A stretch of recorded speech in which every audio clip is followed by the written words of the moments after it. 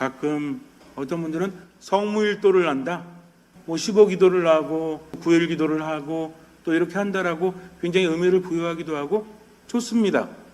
기도하는 건 나쁜 거 아니니까. 그러나 기도를 하는 사람은 어디 안에 머문다고 그랬죠? 하느님 안에 머문다면 인간이 왜 하느님 안에 머물지 못하고 쫓겨났죠? 왜 하느님 안에 머물지 못했습니까? 선악과를 따먹어서 하느님 말씀에 순명하지 못했다. 무엇 때문에? 교만했기 때문이죠. 그래서 예수님께서 오셔서 이런 인간을 이제 하느님 안에 머물지 못해서 너무나 힘들고 괴롭고 고통당하고 죽음을 향해서 가고 있으니까 이것을 회복하시기 위해서 어떻게 하셨어요? 겸손하게 하느님께 순명하면서 인간의 회복 구원을 이루지 않으셨습니까? 그러니까 하느님 안에서 쫓겨난 것은 무엇 때문이다? 교만 때문이다. 교만에서 모든 것들이 비롯되었다는 거죠. 그러면 기도는 하느님 안에 머물고자 하는 열망이라고 그랬죠? 그럼 어떤 마음으로 기도해야 돼요? 그렇죠. 너무 똑똑하세요. 이제는 여러분들이 잘 파악을 하시는 것 같아요. 교만한 마음으로 기도해서는 절대로 하느님 안에 머물 수 없습니다.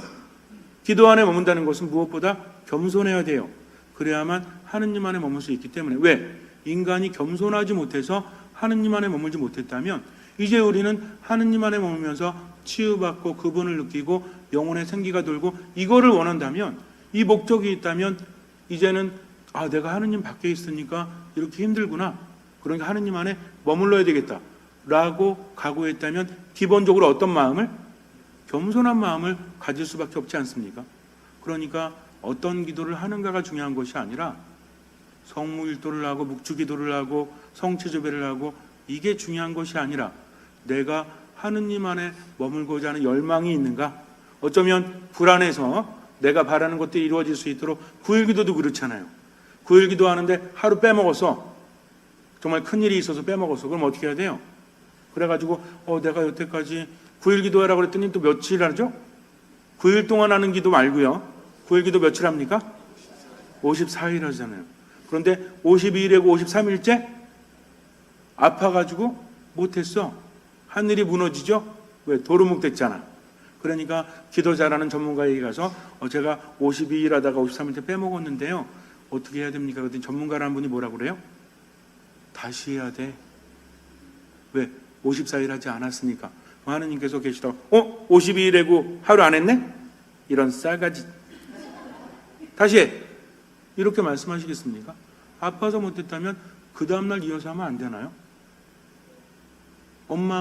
아이가 엄마 위해서 뭘 하겠다고 한 열흘간 했는데 하루를 아파서 빼먹었어요. 그러면 그 다음날 일어나서 열흘간 또 해야 돼요? 그날도 쳐주지 않겠습니까? 그것이 엄마의 마음이 아니겠습니까? 그것이 아빠의 마음이 아니겠습니까? 그럼 하느님은 54일 기다리시다가 54일 지나면 은총 줘야지, 근데 51일째 멈췄으니까 은총 안 줄래? 그러실까요? 그러지 않으시죠. 그러니까 기도가 54일을 채웠다고, 그러면 54일 끝나면 어떻게 해? 어떤 분은 54일 기도 끝났다고 술 한잔 하자고 부르는 분도 있어요. 이게 진짜 기도입니까? 물론 내가 54일을 채웠다는 의미로 축하하는 파티를 할 수 있지만 이제는 뭘 띄워버린 것 같아? 무슨 느낌인지 아시죠? 그 느낌이 아니까. 그래서 그동안 내가 짐을 지고 있었는데 이 짐을 이제 내려놓는 것이라고 한다면 이거 무슨 얘기인지 아세요? 어떤 사람이 나랑 같이 있으면 너무 싫었어. 근데 이제 나랑 헤어지는 날이야. 근데 너무 좋아가지고 파티하죠? 내가 그 다음부터 그 인간한테 좋은 거 줄 것 같아요? 줍니까? 절대 안 주죠. 물론 하느님께서 안 주신다는 얘기가 아니에요. 하느님 안에 머물지 못한 거잖아요. 열망이 없지 않았습니까? 그분 안에 머물 때 우리가 치유받고 생기를 얻을 수 있다면 누가 말려도 있으려고 하는 것이 그것이 아니겠습니까? 우리가 9일 기도를 하고 성무일도를 하고 무엇을 하는 것은 내가 하느님 안에 더 머물고자 하는 열망 때문에, 물론 기도 지향은 필요합니다. 뭐뭐를 위해서. 그러나 내가 이렇게 기도했기 때문에 그분이 이루어 주시는 것이 아니라 주님께서 함께 해주시기. 예를 들어서 우리 아이가 수능을 본다. 그래서 수능 봐야 되니까 54일 기도하는 경우도 있죠. 우리 성당에는 부모 기도 모임이 없는데 제가 이전 본당에 있을 때는 그런 게 있었어요. 그래서 부모님들이 나와가지고 매일 기도하고 미사하고 그렇게 했습니다. 그러면 그렇게 54일 동안 기도를 했는데 얘가 수능을 못 봤네. 그랬더니 어떤 생각이 들어요? 원망스럽죠. 그렇지 않습니까? 이게 뭐가 문제죠 지금? 기도란 뭐라고 그랬습니까? 내가 원하는 목적을 얻으려고 하는 것이 아니라 어디 안에? 하느님 안에 온전히 머물면 그분께서 이끌어 주실 것을 믿기 때문에 하는 기도지 않습니까? 그런데 지금 당장 시험을 못 봤다고 해서 하느님 원망했다면 이 사람은 54일 동안 뭐 한 거예요? 하느님 안에 머물고자 하는 열망도 없었죠? 그저 잘되라는 구체적인 목적 때문에 기도한 거지 온전한 기도하지 않은 거잖아요. 그리고 겸손했습니까? 자기가 판단하고 있잖아요. 그러니 이 기도는 참된 기도라고 말할 수 있어요, 없어요? 우리가 아이들을 위해서 수능을 위해서 기도하는 것은 하느님께서 우리 아이와 함께 해주시도록, 그래서 이 아이의 인생을 하느님께서 이끌어 주시도록. 수능이 인생의 전부는 아니지 않습니까? 수능 끝난 다음에 인생이 더 중요하죠. 그러면 수능 못 봤다고 부모가 절망하고 포기한다는 것은 이제는 내 아이의 인생을 포기한다는 말밖에 더 돼요? 그것이 아니라 비록 수능을 보지 못했지만 그래도 하느님께서 계속 함께 해주시기를 청하면서 온전히 맡길 때 아이의 인생은 변하겠습니까? 변하지 않겠습니까? 뭔가가 이루어지지 않았을 때 왜 안 주시냐고 하기 전에 내가 어떤 마음으로 정말 판단하지 않고 겸손하게 하느님 안에 먼저 머무르는가를 먼저 생각해 보세요. 그러면 무엇이 잘못된지를 깨닫게 된다는 거죠. 그분은 이미 알고 계시고 주고자 하십니다. 문제는 뭐냐면 내가 변화되지 않으니까 참된 무엇이 없으니까? 참된 무엇이 없으니까? 이루어지지 않죠? 그리고 참된 믿음이 없으니까 기적이 일어나지 않는 겁니다. 참된 믿음이라는 것은 오로지 겸손하게 순명하면서 하느님 안에 머물고자 하는 열망이 있고 머물다 보니까 변화가 돼야 안 돼요? 된다는 거죠. 근데 54일 기도하고 아무것도 변화되지 않았다면 어차피 기적이 일어나지 않는다는 것을 나는 알고 있지 않습니까? 근데 왜 하느님을 원망해요? 내 가슴을 쳐야지. 내가 온전히 머무지 못했구나. 그러나 이제부터라도 온전히 맡겨야 되겠구나. 이때부터 변화는 시작된다는 거죠. 그래서 예수님께서는 이미 알고 계시기 때문에 빈말을 되풀이하지 마라. 온전히 머물러라 하시면서 어떤 기도를 가르쳐 주셨죠? 주님의 기도를 우리에게 알려주십니다. 주님의 기도는 왜 주님의 기도예요? 왜 주님의 기도죠? 주님께서 가르쳐 주셨기 때문에 우리는 주님의 기도라고 부르죠. 그래서 외국에서는 하늘에 계신 우리 아버지 뭐 이렇게 부릅니다. 빠텔 로스텔, 그래서 우리 아버지라고 불러요. 앞에 시작하는 말을 제목으로 삼지만 우리나라는 뭔가 의미를 자꾸 부여하잖아요.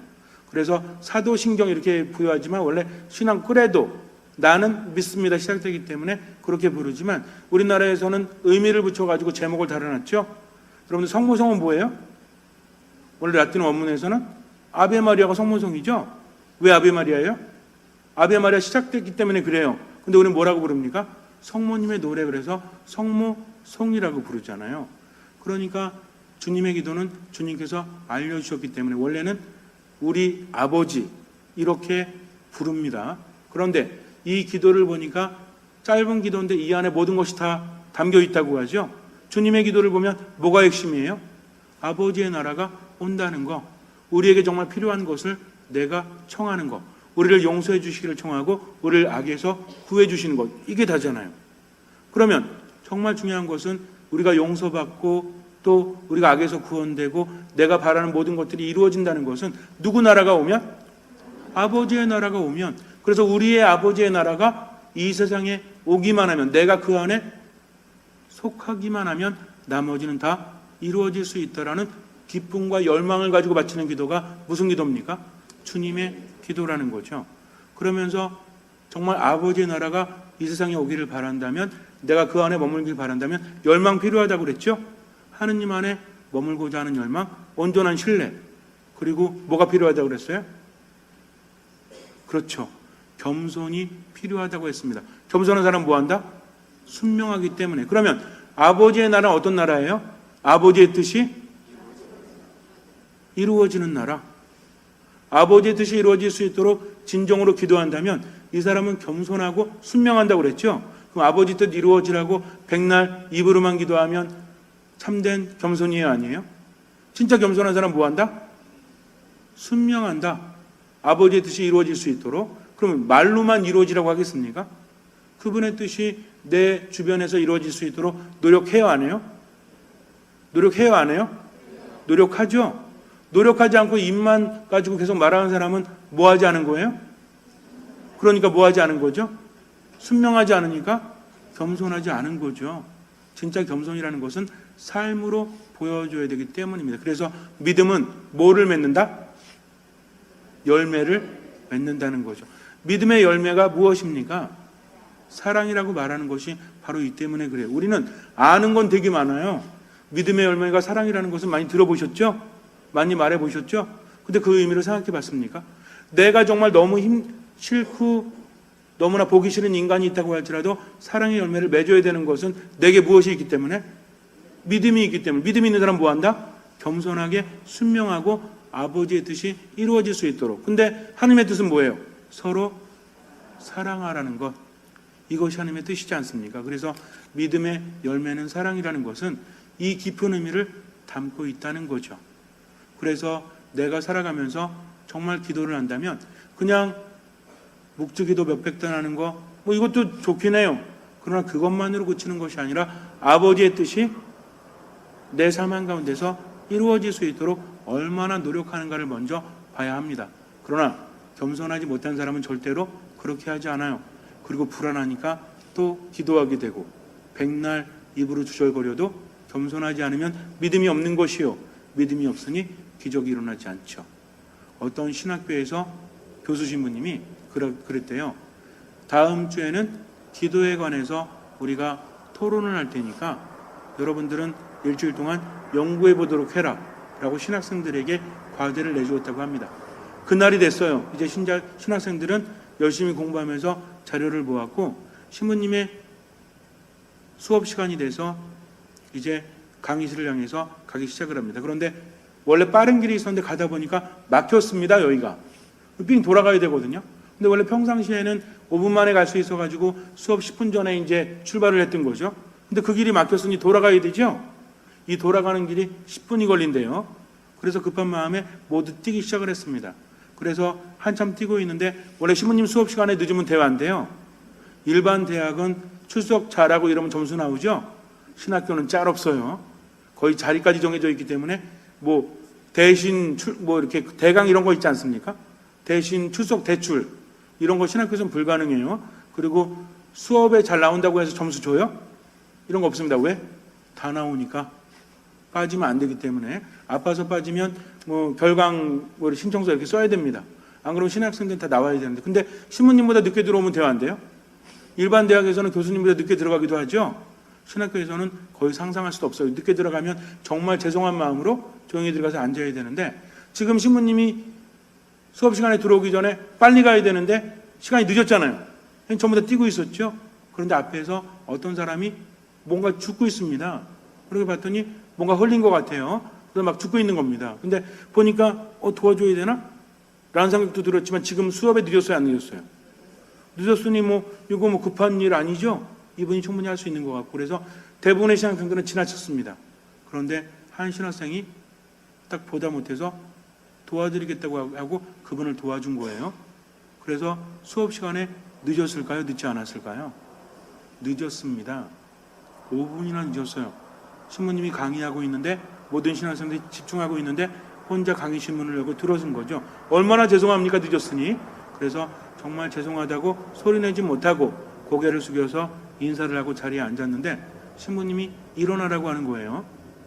여러분들 신학교 수업에서 신부님이 신학생한테 일어나라고 하면 신학생은 어떤 마음이 드는지 아십니까? 쫓겨나는 거 아닌가 이거. 정말 무서웠을 거예요. 왜? 내가 늦었으니까. 일어나라고 한 다음에 신부님은 신학생들 보면서 이렇게 이야기합니다. 나는 여러분에게 일주일간 시간을 주었고 기도가 무엇인지 알아보라고 했습니다. 여러분들은 수많은 자료를 참조해서 기도에 대해서 많이 알아봤죠. 그러나 참된 기도에서 알고 있는 사람은 이 신학생 한 사람뿐이 없습니다.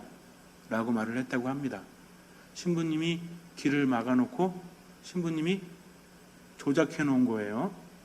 그리고 어떤 사람이 뭔가를 주워 담고 있게 만들어 놓은 겁니다. 그런데 대부분의 신학생들은 수업을 들어야 되니까 그렇게 달려왔지만 지금 이 신학생은 뭘 했어요? 선행을 실천했다는 거죠. 내가 비록 수업에 늦는다고 할지라도 눈앞에 있는 이 사람을, 어려움에 처한 사람을 그냥 지나칠 수 없었다는 겁니다. 그러면 하느님의 뜻은 무엇입니까? 정말 기도한다고 하면 하느님의 뜻이 내 삶에서 이루어지기를 바라는 열망이 있다면, 그러면 내 뜻보다는 그분의 뜻을 실천할 수 있어야죠. 하느님께서는 사정 봐가면서 어려운 사람 도와주라고 그랬어요? 그런 사람이 있을 때는 즉각적으로 도움을 베푸는 것이 바로 사랑이라고 그랬죠. 그래서 사랑이라는 것은 목까지도 내놓는, 목숨마저도, 내가 너희를 사랑하는 것처럼 너희도 서로 사랑하여라. 예수님께서 우리를 어떻게 사랑하셨죠? 목숨을 바쳐서 사랑하셨다면, 그분의 뜻이 이루어지기를 바란다면 내가 선행을 베풀 기회가 있었을 때 베풀어야 되지 않습니까? 그래야만 참된 기도라고 할 수 있는데, 신학생들인데다가 기도에 대해서 일주일간 공부했으면서도 지금 뭘 지나쳤어요? 아무것도 아니라고 생각했기 때문입니다. 이것은 겸손하지 못했다라고 말할 수 있죠. 저는 이런 생각을 했어요. 내가 만약에 신학생 시절에 거길 지나갔다면 나는 도와줬을까? 별로 중요하게 안 읽었을지도 몰라요. 한 권 정도 도와줄 수는 있어요. 시계 보면서 한 3분 있으니까 내가 2분만 뛰어가면 되니까 한두 개 도와주다가 시간 되면 빨리 가서 수업 참석해야지, 이렇게 생각했을지도 몰라요. 그러니 저도 한참 멀은 거죠. 여러분들은 과연 어떠십니까? 물론 미사 오면서 늦장 부리다가 늦어가지고 이런 거 말고요. 내가 충분히 다 했지만 뭔가 어려운 사람이 있을 때 도와줄 마음이 없다면 그 사람 안에는 사랑이 있다라고 말할 수 없고 하느님께서 계시지 않잖아요. 그렇지 않습니까? 그러니까 기도를 한다는 것은 무엇보다 겸손한 마음이 필요하고 하느님께 순명하는 마음이 필요하고 하느님의 뜻이 이루어질 수 있도록 노력하지 않으면 그 사람은 참된 기도를 하지 못한다는 거죠. 우리가 미사 참여 열심히 하고 열심히 기도하면 마음이 어떻게 돼야 되죠? 하느님 안에서 힘을 받고 치유받고 마음이 착해져야 되겠죠? 그럼 사람은 살립니까? 죽입니까? 기도 열심히 하면서 힘받았고 사람 죽여? 말이 안 되죠. 그러니까 내가 살린다고 하는 것은 그 사람이 어땠든지 간에 사랑을 베푸는 것.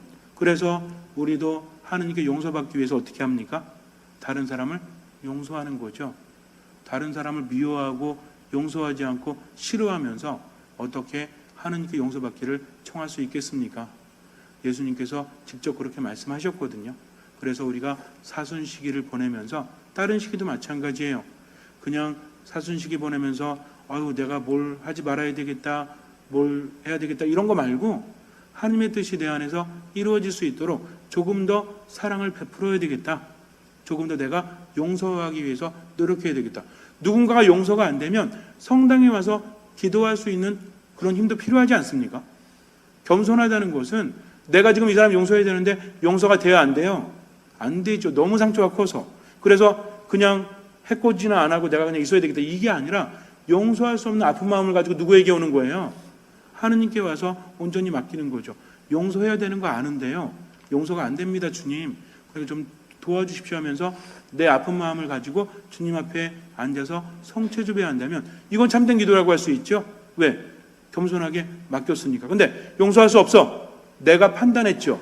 판단은 뭐라고 그랬죠? 판단하는 사람은 어떤 사람이다? 교만한 사람이라고 했잖아요. 겸손하지 않다는 것입니다. 그래서 기도를 얼마만큼 하는 것이 중요한 것이 아니라, 어떤 기도를 하는 것이 중요한 것이 아니라, 좋은 기도는 많아요. 그러나 기도의 중심에 주님의 기도가 있어야 되고, 주님의 기도의 내용은 하느님의 나라가 이 세상에서 이루어질 수 있도록 내가 청하고 내가 바라고 내가 동참한다는 것입니다. 그래서 이것이 빠지면 참된 기도라고 할 수 없겠지요. 이렇게 기도하면 이미 청하기도 전에 알고 계신 주님께서는 모두 다 이루어 주십니다. 잠시 눈을 감으세요. 참된 기도를 하면 미사 시간에도 달라집니다. 하느님을 향한 열망이 있기 때문에 말씀을 듣고 말씀 안에 머물고 치유받고 하느님 안에서 힘을 얻어서 그분의 뜻이 이루어질 수 있도록 용서하십시오. 사랑하십시오. 그래야만 온전히 주님 안에 머물 수 있습니다. 믿음이 있다면 다른 이유 때문이 아니라 하느님 때문에 용서하고 사랑하고 선행을 베풀도록 하십시오. 주님께서는 그 믿음을 보시고 우리 삶에 놀라운 기적을 일으켜 주실 것입니다.